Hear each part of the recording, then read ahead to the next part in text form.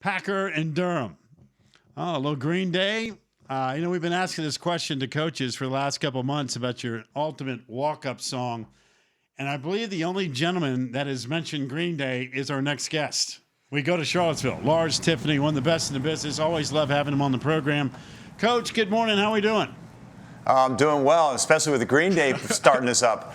And I appreciate not starting with the breakfast at Tiffany's. That's right. Exactly. All right. Well, first of all, it's always great having you on the show. We were just sitting there bragging about your last defensive effort. Man, you guys put on a clinic on the defensive end against North Carolina. Yeah, we really buckled down. It started with our short stick D-meaty play with Grayson Saladay, Jack Peel, and Noah Chismar. We give Cole Castor some of the toughest assignments in the business, and he had to try to stop Chris Gray, and Chris Gray still had 3 goals with his offhand.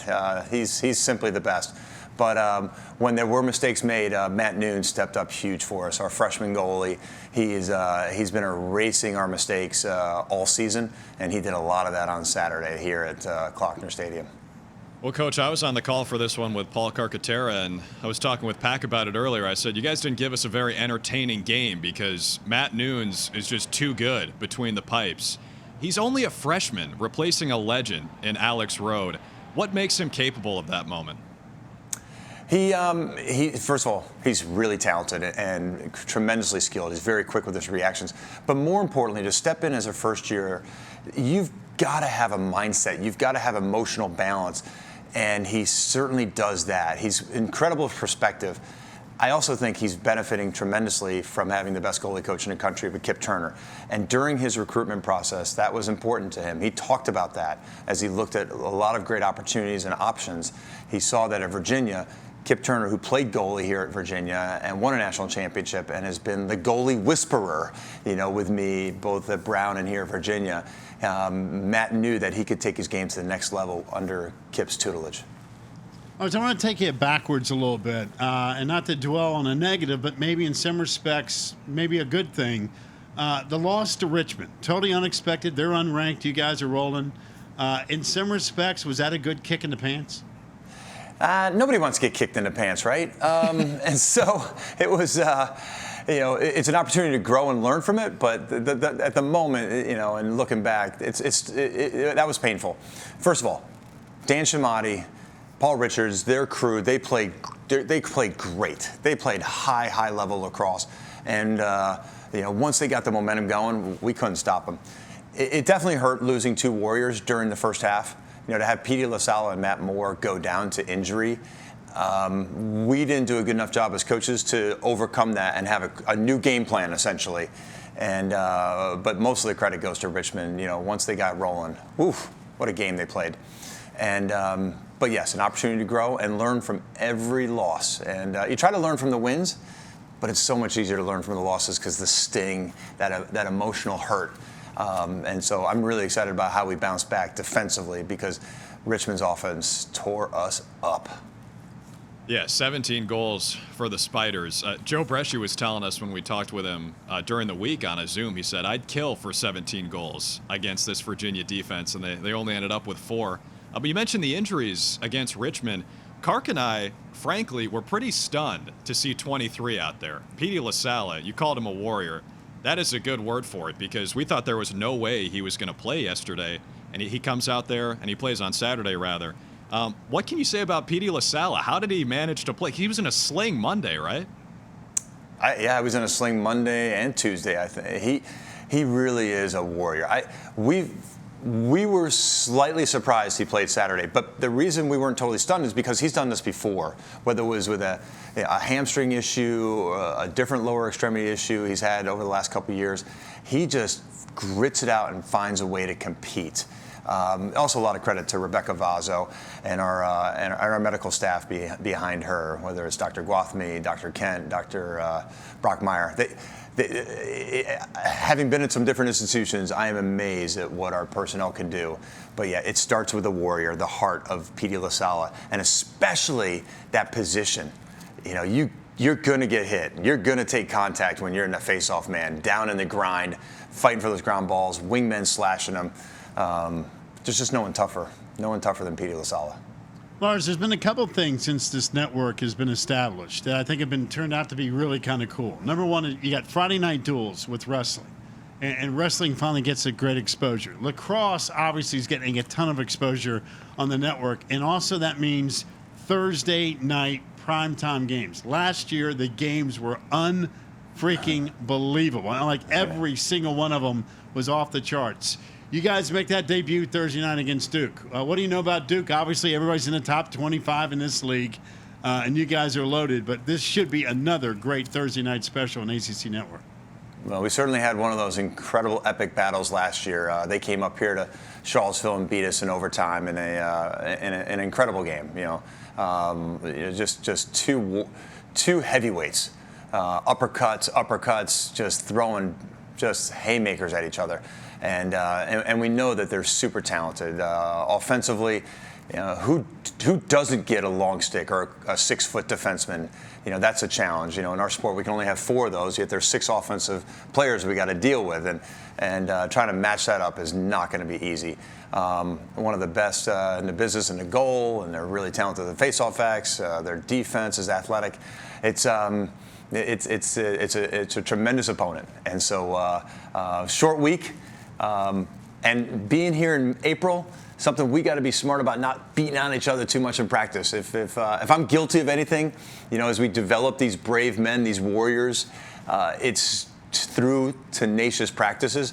But this is the time of year you have to remind myself, all right, we have 2 games this week and a big trip down to Durham. We've got to be careful. So taking care of our bodies and getting ready for a fast-paced physical game Thursday night down in Durham.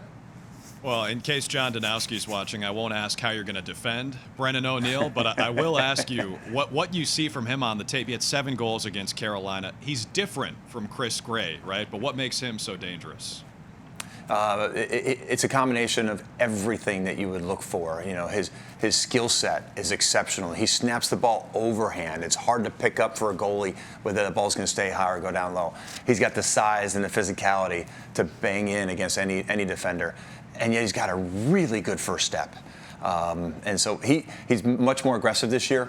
And he's somebody that the offense is, they're not completely Brennan ONeill and dependent, but he is asserting himself much more. And so he's going to draw attention. He'd probably draw 2 defenders a lot, which then opens up the rest of the offense. And they're super talented, both with youthful players like McAdory, Denenza, and then some experienced players with Lully and Robertson and Montgomery, Dyson Williams. So it's such a talented crew that we're going to have our hands full. And so the defense, led by Kate Southstad, and then with that goalie, Matt Nunes, we're going to find out a lot about ourselves on Thursday night.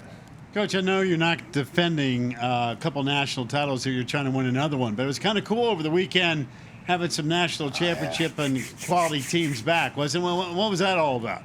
It was amazing. Alumni Weekend here this past weekend.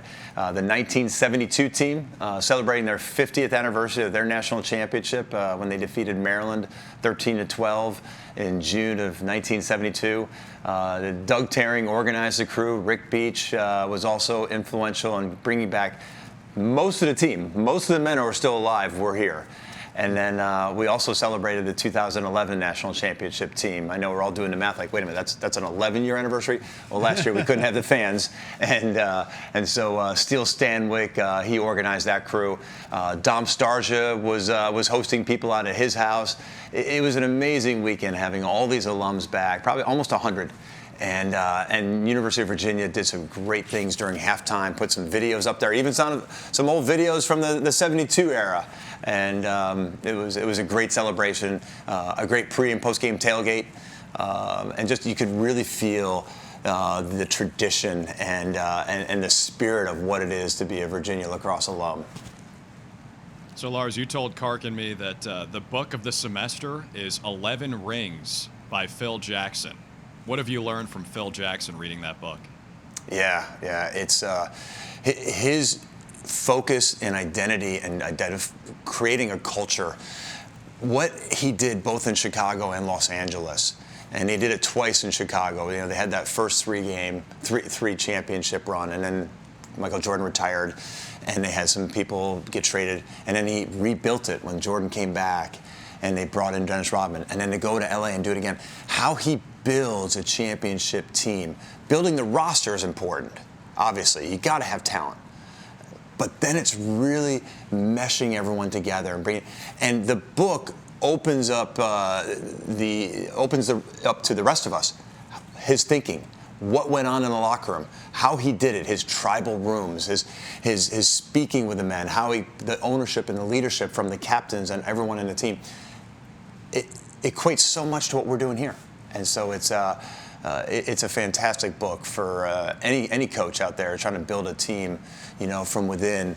The connectedness, the language, how important all that is for creating a great team.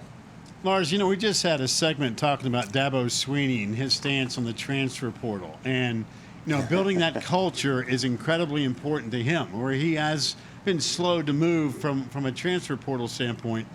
After reading that book, listening to you, put together championship teams, Dabo's approach, he's been pretty good. He's won 2 national titles.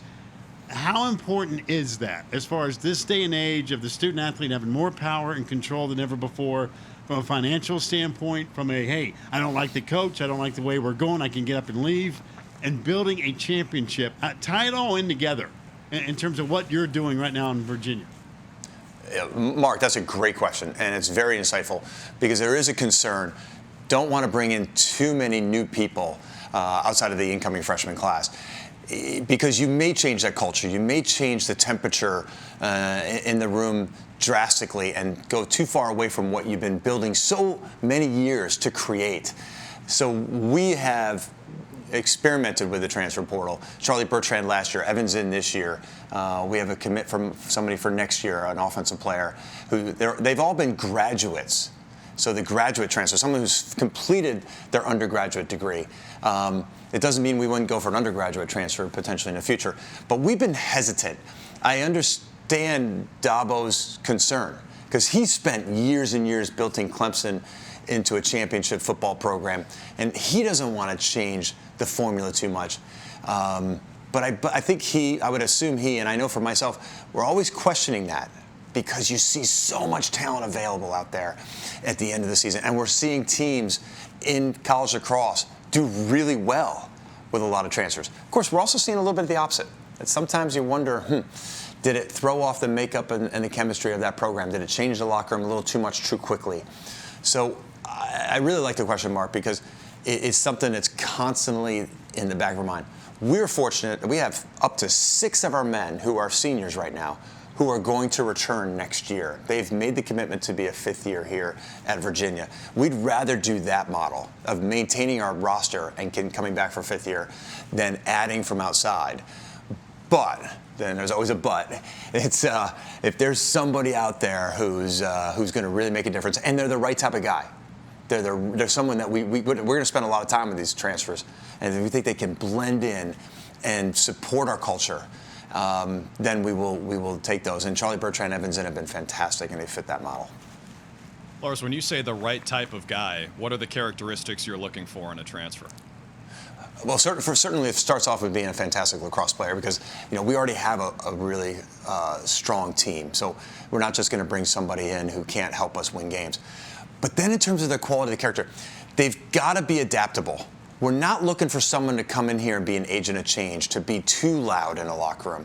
Yes, we want their voice, and Charlie Bertrand did a fantastic job of that. He'd been a 2-time captain at Merrimack, and early on we realized he had a wealth of ideas, but we needed those ideas initially to be shared via the captains. And then we brought Charlie into our leadership group, the Sabre Committee, because we realized he had such good ideas. So it's somebody who can, again, adaptable, mendable, as opposed to rough around the edges and is going to sort of bully a room because they're like, whoa, fella, that's not what we're looking for. We've already got a way of speaking with each other and a united front that's really important to us.